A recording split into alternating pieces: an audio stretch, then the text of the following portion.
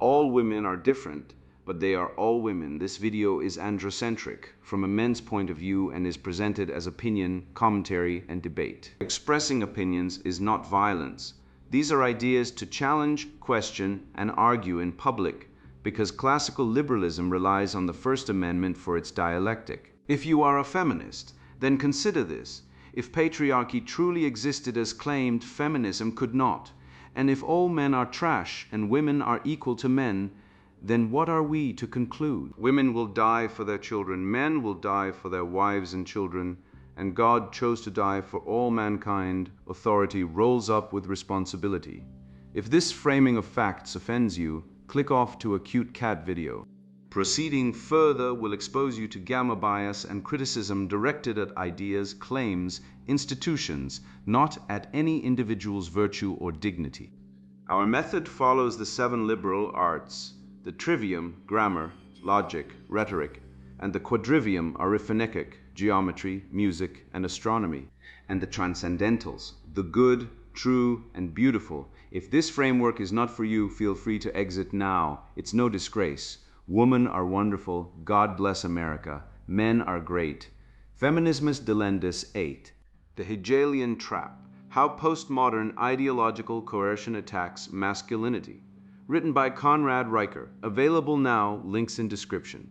The Equity Illusion. How to read the pattern before it reads you. I want you to hold a word in your mind, equity, and watch what happens to it the moment a man asks for some. You've been told 1,000 times that equity means fairness, that it is the great moral project of our age, that only a monster could oppose it. So let me ask you something that should have been asked decades ago. A question so simple it slices through years of accumulated ideological camouflage like a blade through wet paper. If equity means fairness, why is fairness only for women? You know the answer already. You know it in your body before you know it in your mind. You have watched equity stack the deck in hiring, in education, in family court, in health research funding, in suicide outreach, in homelessness policy, always toward women, never toward men, regardless of who is actually drowning. You have watched boys fall behind in every classroom in the Western world and seen no emergency declared. You have learned that men are the overwhelming majority of the homeless, the imprisoned, the workplace dead, the combat dead, the suicide dead, and that the word equity has never once crossed the lips of anyone in power to describe their condition. The word has been carefully sewn into the fabric of our institutions, stitched tight around women's interests alone, until it fits them like a second skin. On men it is never offered, it is not even imagined. Now enter Dr. Winona.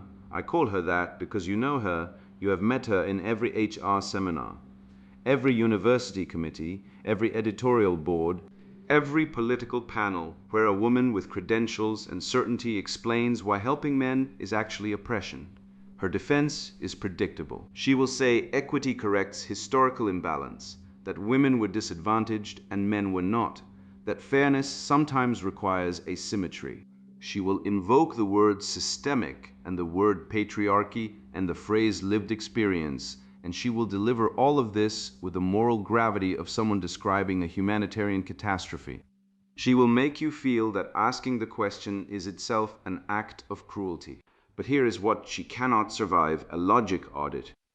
She cannot survive definitions, because she has deliberately conflated equality of opportunity with equality of outcome, and then renamed the latter equity to smuggle it past your defenses. She cannot survive evidence, because every metric of male suffering she dismisses is real, measurable, and documented, while her claims of systemic female disadvantage grow more unfalsifiable by the day.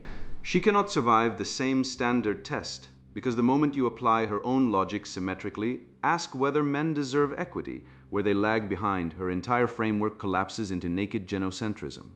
She cannot survive the incentive map, because the moment you trace who funds her, who promotes her, who silences her critics, you find not justice, but a machine that manufactures grievance and harvests power. What follows is the autopsy. We will define terms. We will test premises. We will demand falsifiability. We will apply the same rule to every case and watch the double standards bleed. And we will arrive at the place Dr. Winona praise you never reach. The recognition that equity was never about fairness. It was about seizure of resources, of speech, of institutional control, dressed in the language of compassion, so that no one would notice the theft. The question: if equity means fairness, why is fairness only for women? Why it pops the ideology? The ideology demands equity, fairness, justice, but practices asymmetry, preferential treatment, using the language of universal rights to justify particularistic benefits for one gender while denying those same benefits to the other. The child version: why is the rule fair for girls but not fair for boys? Follow-up questions: does equity apply to men when they are disadvantaged? Who defines what fair looks like? Is equity a right or a reward? Why is male grievance dismissed as privilege? Can you name a case where equity helped men more than women? Is the goal justice or female dominance? Why does equity always require men to lose? Who is the valet and who is the master? Access Question Bank. Semantic drift: equity versus equality versus outcome. Best question: if equity is not equality, what is it, and why does it always benefit women? Does equity mean same outcome or same opportunity? Grammar, logical basis, definition exposes the ambiguity of the core term. Why it lands forces a choice between same outcome, unfair to merit, and same opportunity already exists in law. Why is equity used when equality fails to produce female wins? Grammar, logical basis, causal inference suggests equity is a tool of convenience, not principle. Why it lands reveals the instrumental nature of the ideology. The Velet paradox: service versus status. Best question: if men are the default and women are the equity recipients, are men the servants of the new order? Who is the valet and who is the master? Grammar, logical basis, metaphor inverts the victim-oppressor narrative. Why it lands highlights the servitude of men to female-centric policy. Is equity a service provided to women by men, or a right claimed by women from men? Grammar, logical basis, reciprocity distinguishes between gift and debt. Why it lands exposes the transactional nature of modern equity. Reciprocal standard: who judges the balance? Best question: if a man complains about inequity, is he privileged or sensitive? Why is male grievance entitlement, but female grievance justice? Grammar, logical basis, double standard exposes the asymmetry of moral judgment. Why it lands highlights the arbitrary nature of the privilege label. Who holds the scale, and why does it always tip toward women? Grammar, logical basis, authority questions the neutrality of the adjudicator. Why it lands challenges the legitimacy of the equity framework. Falsifiability, the moving goalpost of systemic. Best question: if equity is systemic, why does it only appear when women are losing? Can you prove equity exists without pointing to female advantage? Grammar, logical basis, burden of proof requires evidence independent of the desired outcome. Why it lands strips away the moral high ground. Is equity a constant law of nature or a variable tool of politics? Grammar, logical basis, falsifiability tests the consistency of the claim. Why it lands reveals the opportunistic nature of the ideology. Incentive structure, the profit of grievance. Best question: who profits when men are told they are the problem? Is equity about justice or about jobs for DEI bureaucrats? Grammar, logical basis, incentive analysis exposes the material interests behind the rhetoric. Why it lands reduces the moral claim to a financial one. Why is the equity industry growing while male well-being declines? Grammar, logical basis, correlation versus causation highlights the perverse incentive. Why it lands suggests the problem is manufactured to sustain the solution. Causal asymmetry, blame versus responsibility. Best question: why are women blamed for their successes but men blamed for their failures? Why is female success empowerment but male failure toxicity? Grammar, logical basis. Loaded language exposes the emotional framing. Why it lands reveals the moral hierarchy embedded in the jargon. Is male failure a personal flaw or a systemic error? Grammar, logical basis, attribution error exposes the double standard in causality. Why it lands highlights the unfairness of the blame game. Dr. Winona attempts the defense toward a hermeneutics of reparative equity. Why justice must be asymmetrical. By Dr. Winona, feminist Marxist, PhD, professor of gender studies, High Coven member. There is a question I receive often from well-meaning but epistemically unprepared interlocutors, and it takes roughly this form. If equity means fairness, why does fairness only seem to apply to women? I welcome this question because it lays bare the poverty of how the uninitiated think about justice. The error is understandable.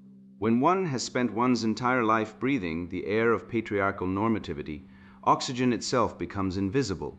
The fish does not feel the water. The fish does not even know it is wet.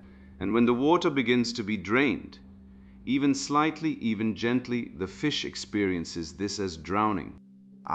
What equity actually means. Equity, properly understood, is not treating everyone the same. That is equality, which is the crude, flat instrument of liberal formalism itself, a patriarchal construct designed to enshrine existing distributions of power under the guise of neutrality. We moved beyond that decades ago. Equity means recognizing that identical treatment within structurally unequal conditions merely reproduces inequality. It means giving more to those whom history has systemically disadvantaged, and less to those whom it has systemically advantaged. Now, one might ask, and certain aggrieved parties frequently do, who decides who was disadvantaged? The answer, of course, is that the scholarship has already decided. The data is settled. Women, as a class, have been excluded from the economic, political, epistemic, and symbolic orders of every civilization on Earth for the entirety of recorded human history. This is not a contested claim among serious scholars. It is the premise of serious inquiry.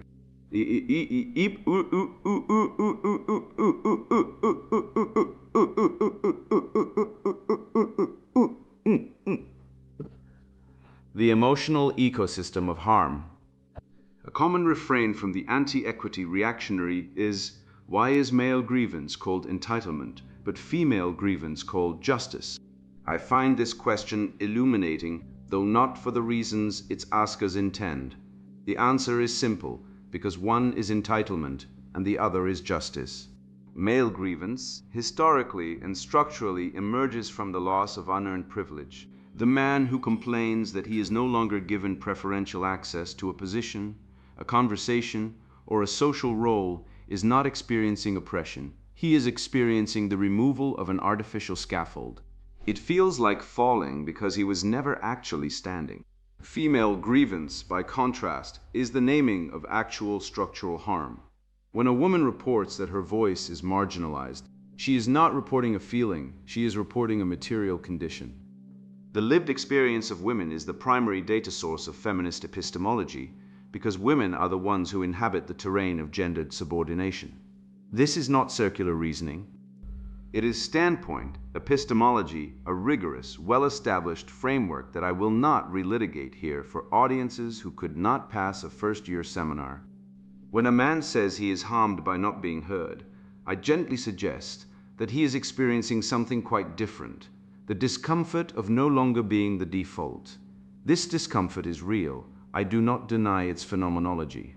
But it is not harm in any politically actionable sense. It is the withdrawal of an unearned resource. To call this harm is to call it harm when the scaffolding is removed from a building that was never supposed to have it. Bourne, on the matter of double standards. Here I anticipate the predictable objection, you're applying different standards to men and women. Yes, that is the entire point. A standard is not unjust simply because it is different. A standard is unjust if it is arbitrary. There is nothing arbitrary about applying heightened scrutiny to the group that has held structural power for 10,000 years, and applying protective deference to the group that has been subjugated for the same period. This is not a double standard, it is a differentiated standard calibrated to structural position, informed by historical weight, and oriented toward material repair. Consider, if a doctor treats a patient with a severe infection, she does not apply the same dose of antibiotic to the healthy patient beside her. That would not be fairness, it would be malpractice. The body that is sick requires more care. The body that is well does not. This is not complicated. And yet, a remarkable number of men, who are otherwise quite capable of understanding differential diagnosis, when it applies to their own bodies, become suddenly willfully obtuse when the same logic is applied to the body politic. IV. Institutional implementation. Some have asked whether our institutional practices, bias response teams, Title IX procedures, DEI mandates, content moderation frameworks apply their standards equally to men and women. The honest answer is they do not, and they should not. They apply their standards equitably, which is to say, they attend to the structural position of the complainant and the accused. A woman's accusation is heard within the context of her historical exclusion from credibility.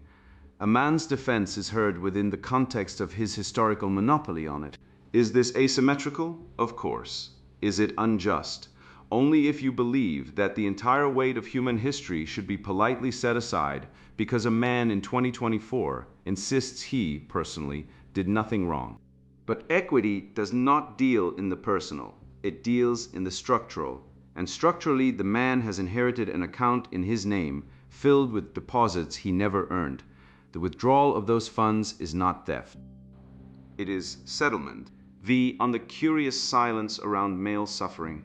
It is at this point that someone, always someone, will raise whataboutism in its most emotionally coercive form. What about male suicide? What about male homelessness? What about boys failing in schools? I will be honest here because my role as a scholar demands it. These are real phenomena.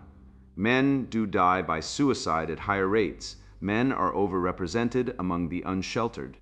Boys are struggling in classrooms designed by women, yes, but within a system whose fundamental logic is patriarchal in ways we are only beginning to understand.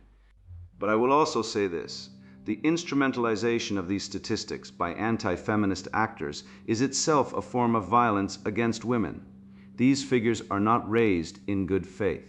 They are raised as rhetorical shields to deflect from the structural analysis of patriarchy. They are the last refuge of a class that cannot bear to be named. Moreover, and this is crucial, male suffering, while real, is systemically generated by patriarchy itself.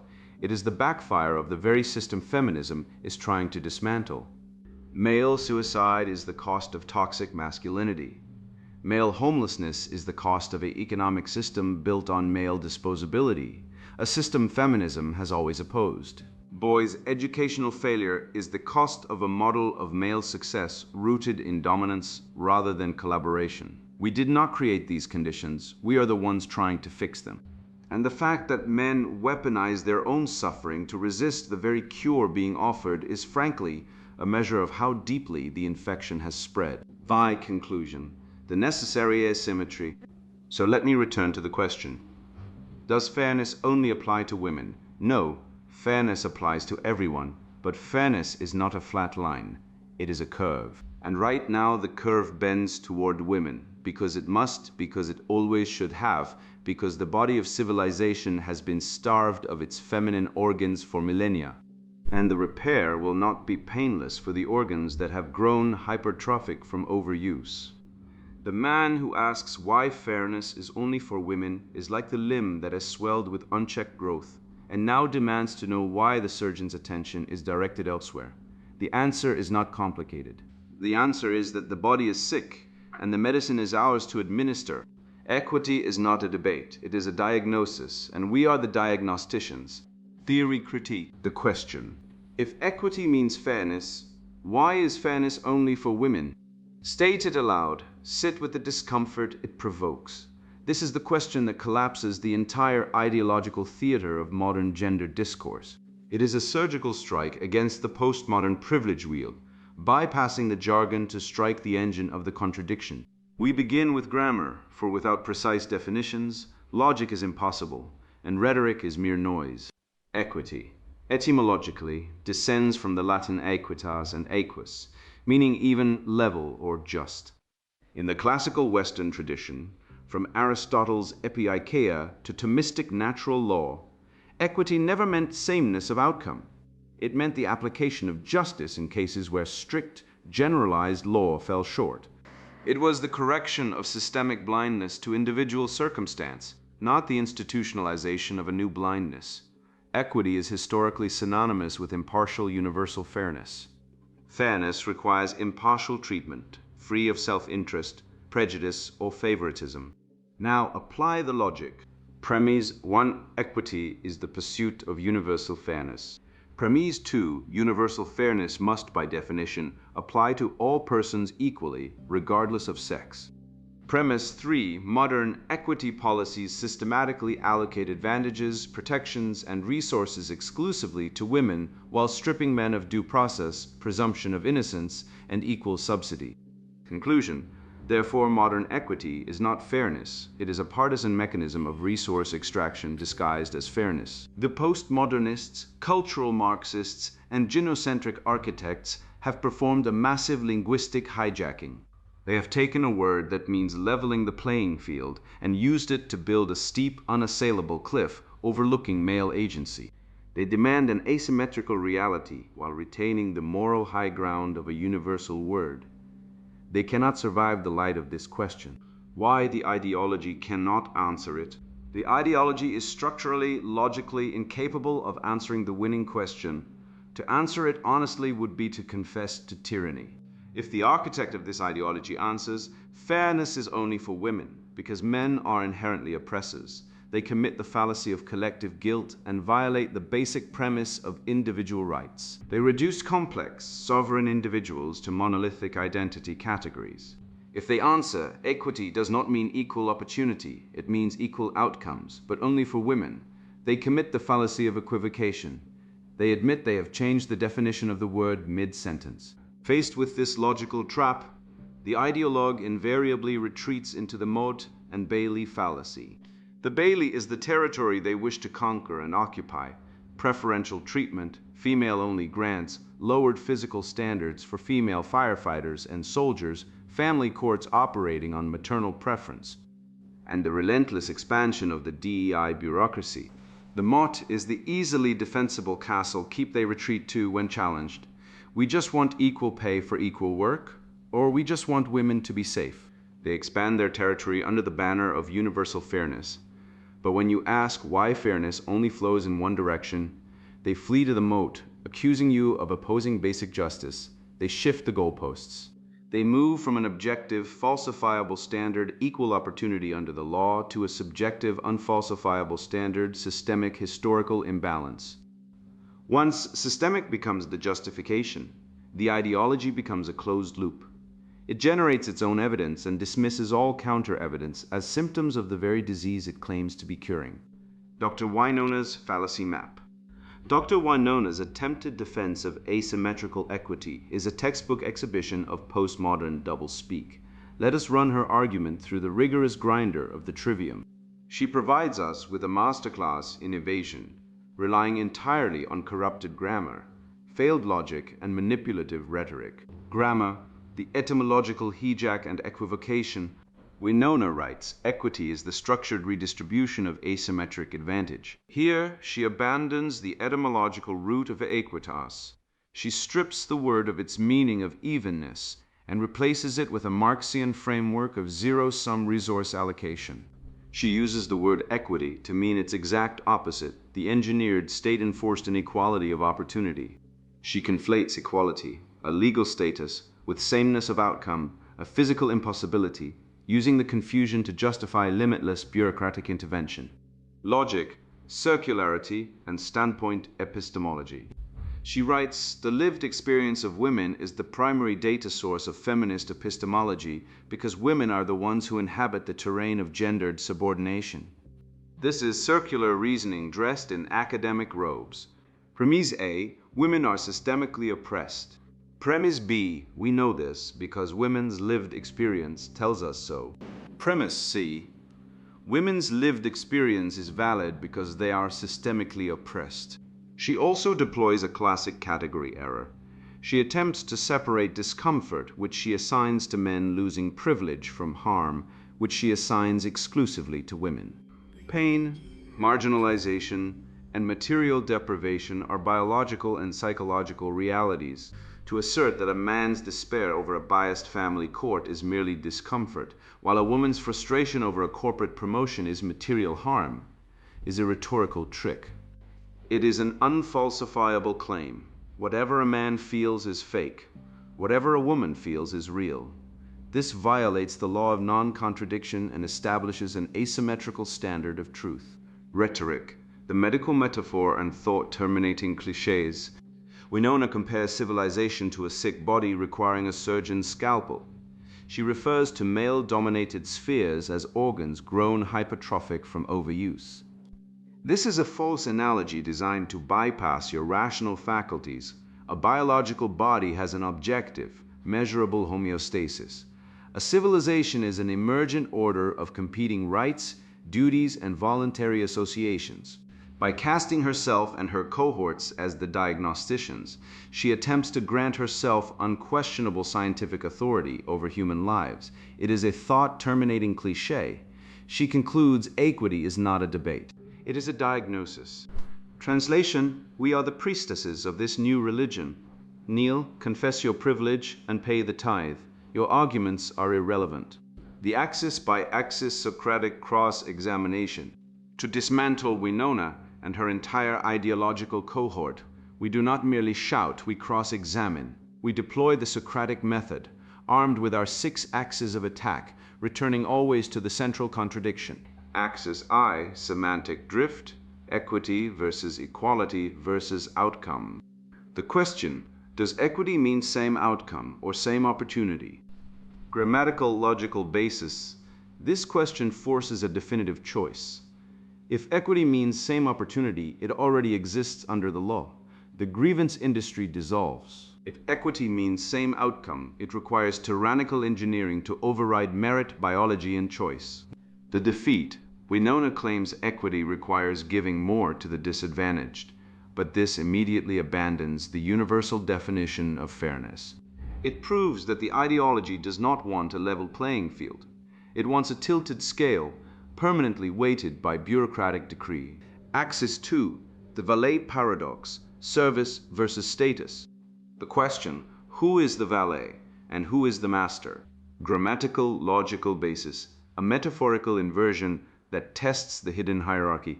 A valet serves without holding authority. The defeat, the ideology, claims men are the historical oppressors and the default. Yet men are the only net lifetime taxpayers. Men constitute 92% of workplace fatalities. Men are expected to fund the DEI bureaucracy, fight the wars, and maintain the infrastructure, while yielding their civil rights. If men are the default, why are they treated as the servants of a system that actively discriminates against them in university admissions, hiring, and courts? They are the valets financing the very masters who demonize them. Axis 3, reciprocal standard, who judges the balance? The question: why is male grievance entitlement but female grievance justice? Grammatical logical basis. This tests the symmetry of moral predicates. If an act voicing a grievance occurs, the same standard must apply to both sexes, or the standard is logically void. The defeat. Winona explicitly states male grievance is entitlement and female grievance is justice. This is a pure double standard. It is a Kafka trap. If a man points out that boys are failing in education, he is told he is weaponizing his suffering. If a woman points out a lack of female CEOs, it is a national crisis requiring federal intervention. You cannot have a universal principle of justice that only recognizes the pain of one half of the human race. Axis IV, falsifiability, the moving goalpost of systemic. The question: if equity is systemic, why does it only appear when women are losing? Grammatical logical basis. A systemic condition exists independent of localized outcomes. It demands temporal and directional consistency. The defeat. When men dominate engineering, it is systemic bias. When women dominate psychology, veterinary medicine, and higher education enrollment, it is empowerment. The term systemic is only deployed to pathologize male success and justify female failure. It is an unfalsifiable, self-sealing loop. The goalposts are mounted on wheels, constantly moved to ensure the ball only goes in for the home team. Axis V, incentive structure, the profit of grievance. The question, is equity about justice or about jobs for DEI bureaucrats? Grammatical, logical basis. This question reduces a moral claim to an empirical, material one, exposing the engine of the machine. The defeat, follow the money. Winona and her ilk operate a multi-billion-dollar extortion racket.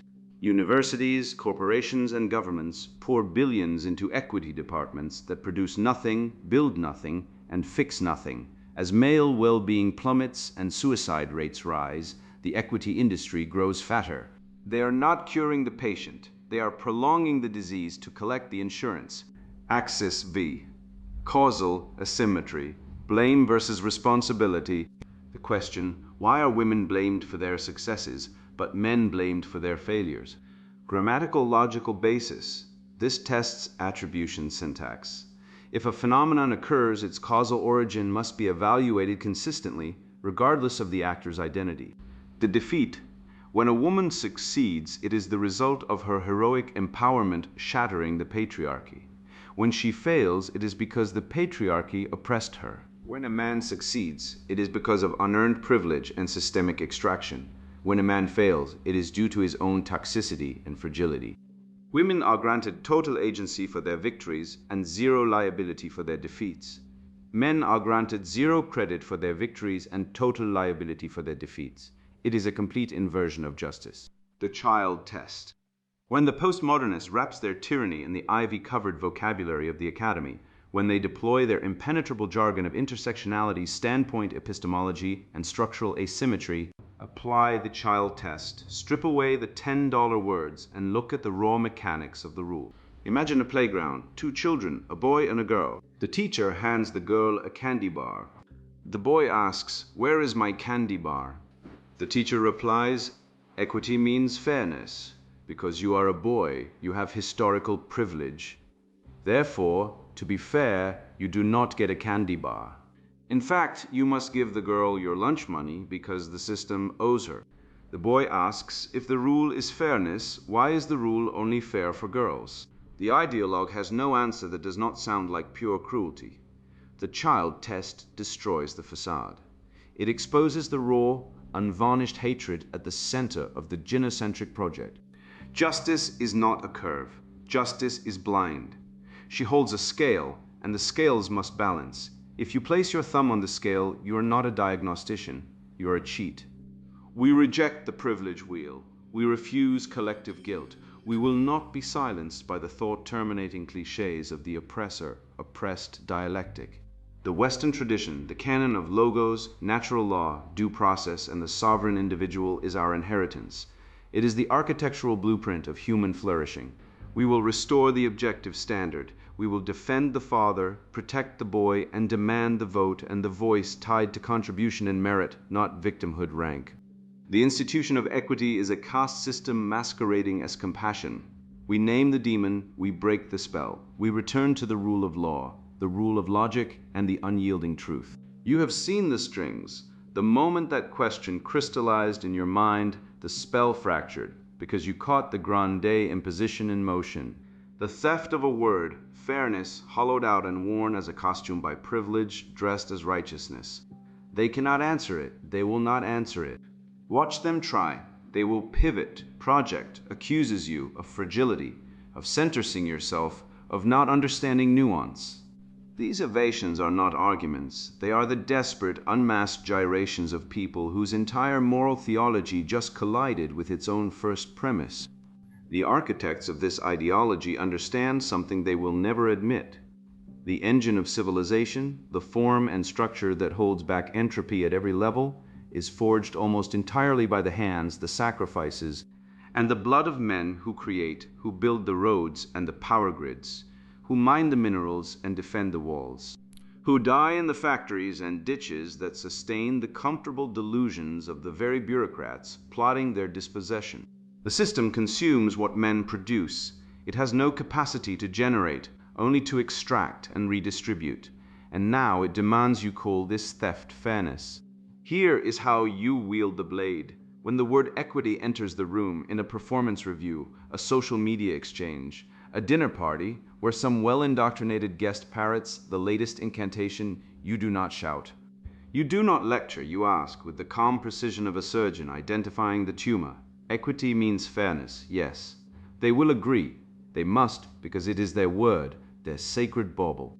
Then, why is fairness only ever for women? And you hold still. You let the silence do the work.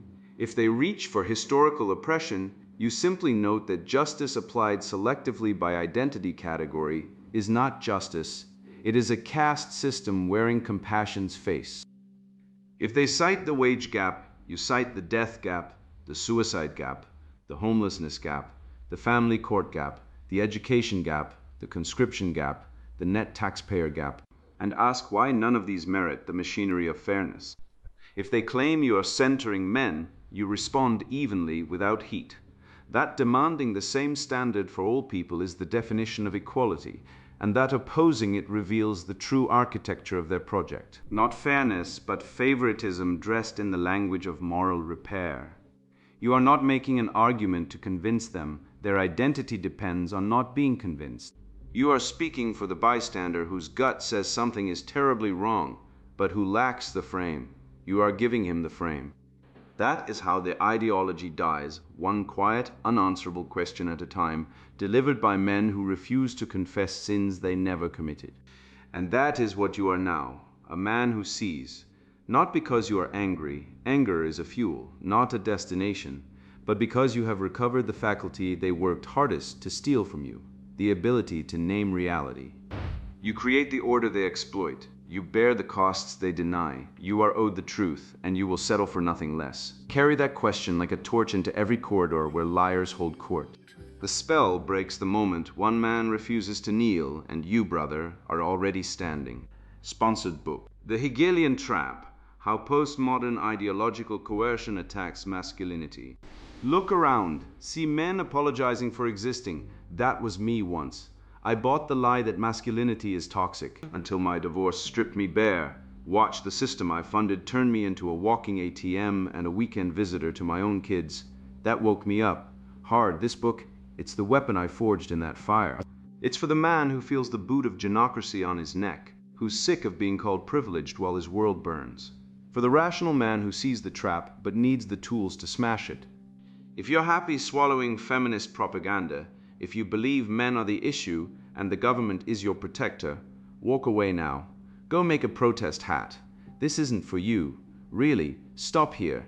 You won't like what comes next. For the rest of you, the red-pilled, the ones who know something's rotten, the Hegelian trap exposes the exact machinery crushing you. We dissect the poisonous thesis-antithesis-synthesis game postmodernists play to justify silencing you. Cancel culture combat. We rip apart the feminist myth sold as gospel, using cold, hard evolutionary science, feminist mythology exposed, evolutionary truths. We show how you're enslaved on the marriage plantation and how fatherhood is actively annihilated. We unmask the media manipulation and education indoctrination feeding you lies. This isn't theory, it's a battle plan. You'll learn legal self-defense tactics. You'll build an anti-victim arsenal. You'll rediscover heroic virtues and ignite a strength renaissance. We tackle the corporate emasculation, the political betrayal, the health disparities they ignore. We chart the path for cultural reconquest through tactical fathering, brotherhood economics, and a media counterstrike. This book arms you to reclaim your birthright as an unbroken man, mastering sexual statecraft and building real freedom frameworks. You're not crazy, you're under attack. This book gives you the truth, the strategy, and the unapologetic courage to fight back. Stop being a second-class citizen in your own civilization. Your freedom starts on the next page. Let's go.